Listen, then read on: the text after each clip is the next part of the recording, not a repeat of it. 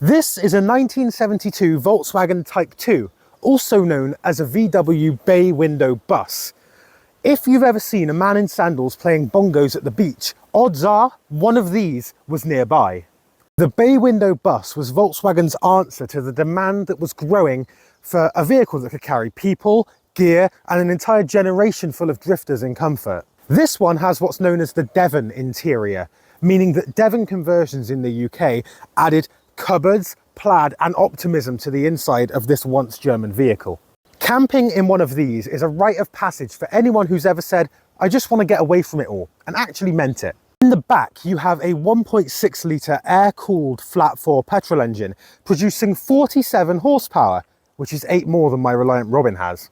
The performance then is quite leisurely. If you're in a hurry or if there's a hill en route, this is probably not the vehicle for you. The bay bus is a lifestyle in which speed limits are optional because you've got no chance of reaching them in the first place. Built from 1967 all the way up to 1979, the bay window bus was a newer, upgraded version of the split screen. It had better suspension, better handling, and better heating. It's not for everyone, but if you've ever dreamed of pulling up at a beach, sleeping next to the sea with a box of instant noodles at your side, this most certainly is a good contender. If you extend the pop top, you have room to be very, very comfortable indeed. The design of this vehicle is absolutely iconic. You have the two-tone paint job, the gorgeous sort of sun-kissed colours, the chrome handles, the chrome mirrors, the big windows letting in a huge amount of light, and these wheels are absolutely iconic. This entire vehicle is featured on more postcards than I think perhaps any other, and the back is no exception. This bumper is iconic. You've got the split here for the engine as well as the habitation area, the unmistakable rear lights. Some of the conversions include this new rock and roll bed, cupboards, places to put stale biscuits, tea towels, and a lot of hidey holes for spiders. Here we are inside and you can just see there's the rock and roll bed. There's some extra cabinets over there to give you more storage. You've got a skylight as well as the leather surrounds on the pop top. There's a little light. Here's some of the cabinets and drawers. Over here you've got more and a fire extinguisher, which is a great idea. I need to invest in one of those. That's where the table can go to help this fold out into a proper bed. There's a bed in the back there where the owners keep their dogs. You have a spare wheel just to the right. And if you look into the cabin, very sparse, nothing in between your feet, the same as the Citroen Diane. You can see the fuse box just exposed. You can see some of the vents to help with airflow, aftermarket stereo, and the heating and controls in there. It's a surprisingly big vehicle, and it's also very cleverly designed. To find out what kind of person owns one of these awesome vehicles, let's meet the owner. Danny, it's so nice to see you, Danny. Welcome. Cheers. Welcome. So Danny, how long have you owned this vehicle? Only 2 years. Yeah. But I've wanted one of these since I was a student in the 70s. This is awesome, and I love it. I got to ask, can we please go for a drive? Absolutely, no problem. Yeah. Yes! All right, let's go. It's surprisingly comfy, actually. The suspension is really soft. It's not bad at all. No. No, it's got the right wheels on it. It had the right tyres on it. It had the wrong tyres on it when we bought it. Yeah, it's a lot more isolating than I thought it would be, given how raw my Robin is. I assume this would be kind of similar, but it really isn't. Maybe it's because the engine's so far away from you. Yeah, that's got a lot to do with it. It's a really quite fun thing to drive, and it's about the width of a regular car, so it's easy to drive. You know, you're not driving some enormously wide vehicle, but it is long, so you have to be a little bit careful. Yeah. When you're going around corners that you don't hit a curb. It's nice to be high up as well. Yeah, you have a great driving position. That's what I mean about the whole experience of driving this. Is very physical. You actually feel every bump, jump, bend, everything. Yeah. I didn't tell you this roof opens up so I can stand up inside it. Oh wow. I'll show you that if you want. Yeah, that's really cool. I'd like to see that. Just when we get past this farm stuff, and I'll be able to pull over. I've got somebody on my. I've got a learner driver on my tail. Yeah. There's all learner drivers on this road the whole time. I guess it's nice and quiet.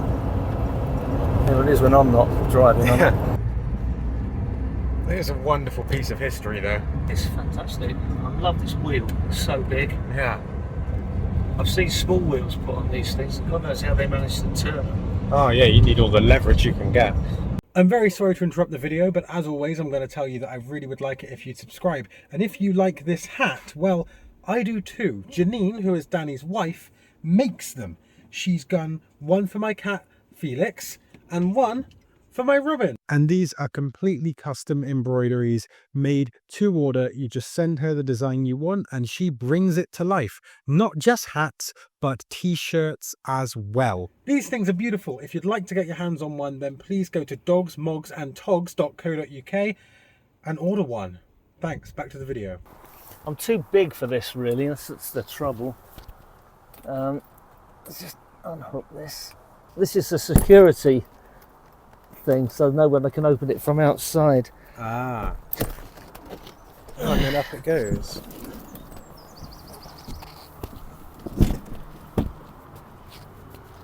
Oh, it goes quite high then. Well, that's high enough for me to stand up. Yeah. Not bad. Yeah, I can virtually stand up in here. But the interesting thing about this, and I've never used it, is that there's a kind of hammock.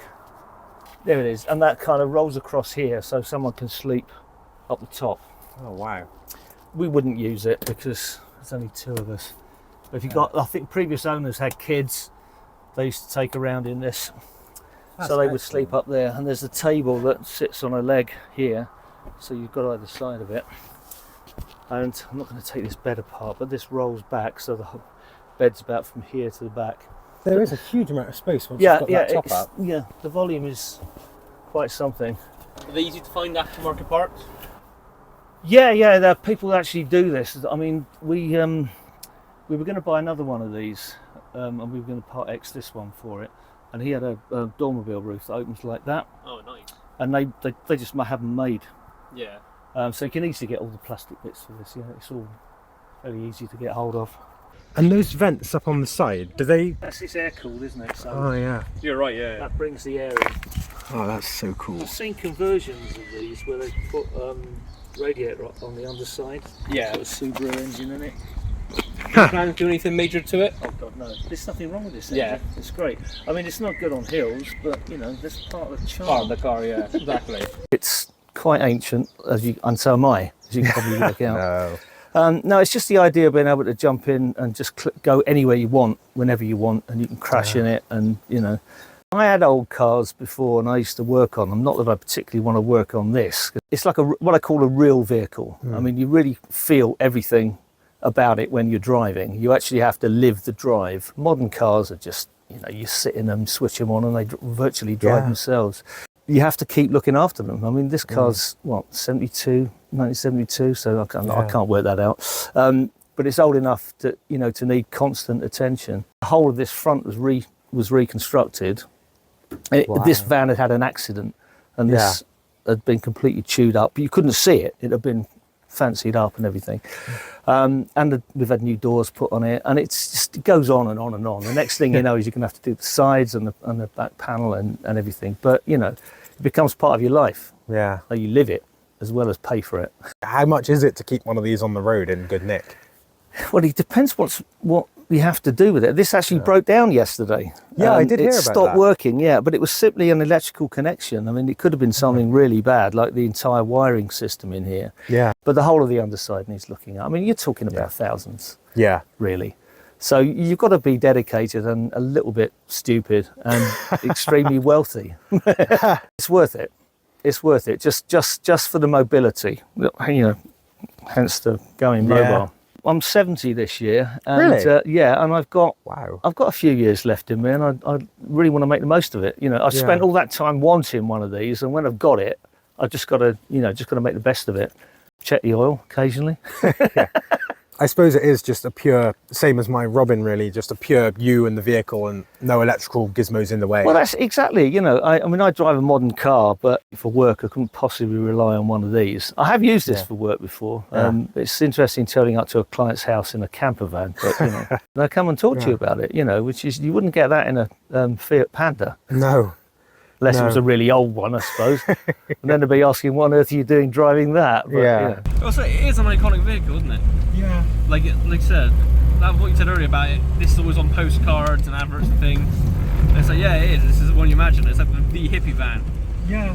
You don't drive one of these because it's practical or even particularly safe. You drive it because whenever anybody sees this, they can't help but smile. The VW Type 2 is unmistakably unique. One of the most famous vehicles ever produced, the bay window bus carries the weight of an entire generation on its back. It was lovely to meet Danny and see how well he's been looking after this incredible piece of history, and I hope him and others like him continue to do so for the years to come. Ladies and gentlemen, I hope you enjoyed this video. If you did, go to my channel, there's a whole bunch there, just like it. Please subscribe, and if you or someone that you know has a vehicle like this from the past that's interesting or quirky or obscure, get in touch because I'd love to come out and film it. Thank you for watching, I'll see you next time. excuse the rust. It wouldn't be complete if there weren't any rust. Wouldn't be real if there wasn't any rust Yeah. on it. Hello, dog. Hello. Hello.